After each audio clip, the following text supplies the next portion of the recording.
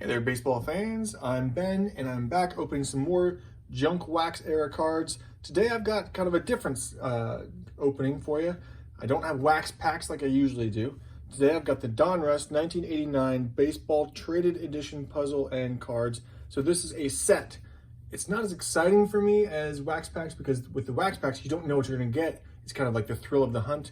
With a set, you know exactly what's in there, so it's a little less exciting.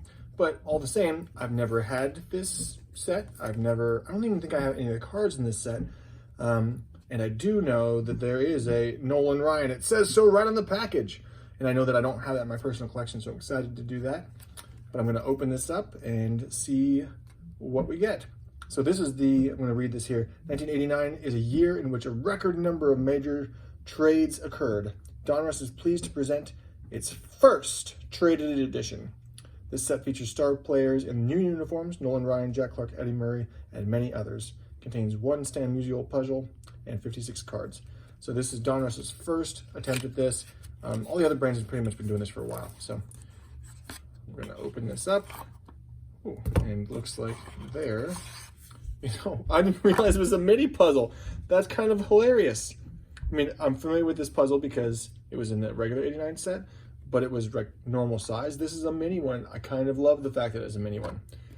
So that was a first thing that's very interesting. And we've got, these might actually be in order too, because it ends with a checklist. So 56 cards here, and it is shrink wrapped, so it has not been touched since 1989, many years ago. And ooh, look at that. I love it. I love a fresh set. I mean, this is about as cherry as it gets. And so far, it looks like they're pretty well centered, which is a good sign. There's that Jack Clark they mentioned, which, great, I guess. You can see the difference here is they do have the red how acquired as opposed to the black text. And obviously, that's new information. So the rest of the card is probably the same as it was during the regular 1989 year. And I'm sorry, folks, but for those of you who will cringe at this, but I'm going to break up the set, you know? I'm going to pull out cards that I like. Steve Ontiveros. I don't even know who that is. I've never heard of him. I feel like that's the kind of thing I need to find more about. Steve, we're going to look you up in a little bit. There's Eddie Murray on the Dodgers after being with the Orioles for so long. Spike Owen. Oh, look, Ken Williams looks super happy. What's a good picture of him? Nice looking Ken. There it is, the Nolan Ryan in his Rangers uniform. Very, very cool. Makes me really excited to have this because I do not have this in my collection. Number T19. Put that aside for my personal collection. Beyond that, I really don't know what else is in here. Steve Sachs in his Yankees garb after the Dodgers.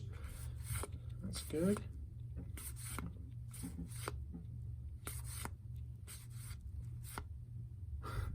Mike Devereaux mid-sentence or something with a nice turtleneck on. Looking amazing. Julio Franco with his very unique batting style. Coming from the Indians onto the Rangers. Felix Furman, who they woke up and they said, "We're taking your picture." And they took it. I mean, like, that's just amazing. Bert Blyleven, Hall of Famer there. Coming from the Twins to the Angels. Wild Thing, Mitch Williams, coming from the Rangers. Who would go on to throw the losing pitch for the World Series against Joe Carter and the Blue Jays. So they said a lot of big trades and moves, but I'll be honest with you, it's kind of underwhelming in terms of what else is in here. So I said I'm breaking up the set, but I'm really just taking one card out of it. That's kind of disappointing. I guess I should have looked at the checklist a little closer when I acquired this, but nonetheless, that Nolan Ryan does make me happy, and that was the reason I acquired it. So let's take a look at this guy. I really know nothing about Steve Ontiveros, who went from the A's to the Phillies in '89. He's from New Mexico, lived in Scottsdale, Arizona. Let's see what Steve has to tell us about the rest of his life and career.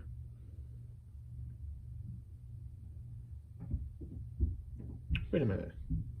Steve Ontiveros, the infielder. Oh, there are two of them.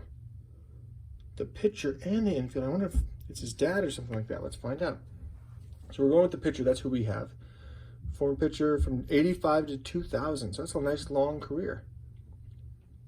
went to the University of Michigan. 34 and 31 win-loss, 3.67 ERA, not terrible. 382 strikeouts. Played for a number of teams. It was an all-star in 95, late in his career. That's interesting. Actually was an all-star and then disappeared for 5 years before finishing with the Red Sox in 2000. That's crazy. He was the AL ERA leader in 94, 10 seasons.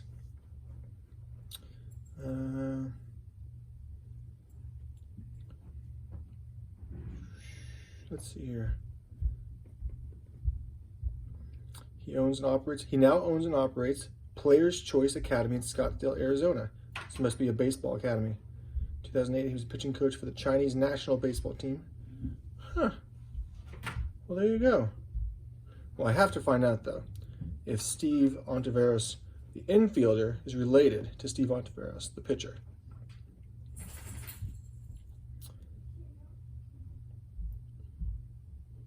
I don't think so. I think they're not related.